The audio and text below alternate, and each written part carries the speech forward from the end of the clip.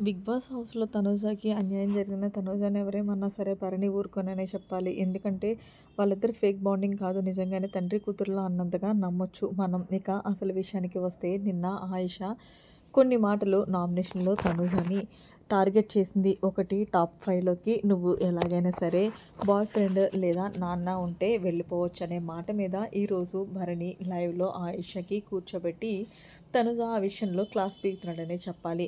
ఇక అసలు విషయానికి వచ్చేస్తే గనక భరణిని ఆయిషని పిలిచి కూర్చోబెట్టి మాట్లాడుతున్నాడు.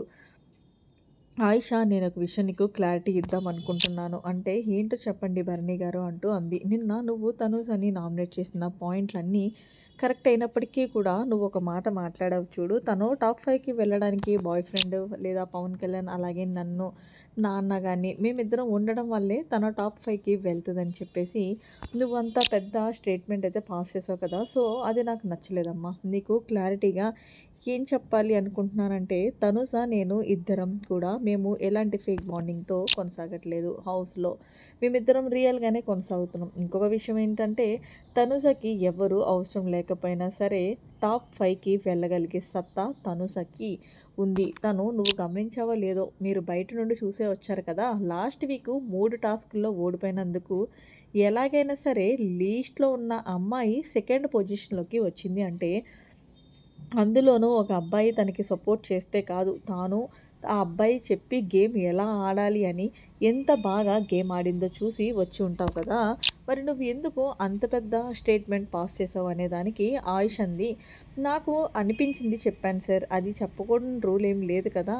అది ఆమె తీసుకుంటే తీసుకుంటది లేకపోతే లేదు. ఎగ్జాంపుల్ నిన్న నువ్వు బాల్ ఏదైతే పట్టుకోవాలో అప్పుడు నువ్వు అందరినీ కూడా అడిగావు. ప్లీజ్ నాకొక ఛాన్స్ ఇవ్వండి అని. కానీ ఇప్పుడు కూడా తనుజ ఎవ్వరిని కూడా ఒక్క ఛాన్స్ ఇవ్వండి అని అడిగిందే లేదు.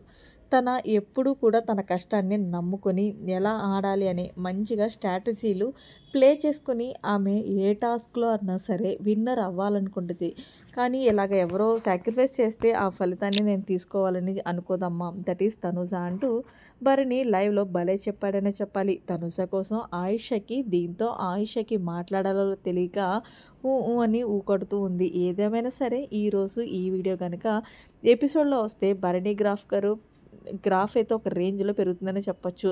తనుజ గ్రాఫ్ కూడా ఇంకా బాగా పెరుగుద్ది. ఆయిష గనక సౌండ్‌లు ఉండవనే చెప్పాలి. మరి దీని మీద మీరేమంటారనేది భరణి తనుజ విషయంలో స్టాండ్ తీసుకొని క్లియర్ కట్‌గా ఆయిషకి వార్నింగ్ ఇచ్చిన దానిపై మీ అభిప్రాయాన్ని అయితే కామెంట్ సెక్షన్‌లో తెలియజేయండి. మరిన్ని లేటెస్ట్ అప్డేట్స్ కోసం మన ఛానెల్‌ని సబ్స్క్రైబ్ చేసుకోండి. Thanks for watching. By by. Have a nice day.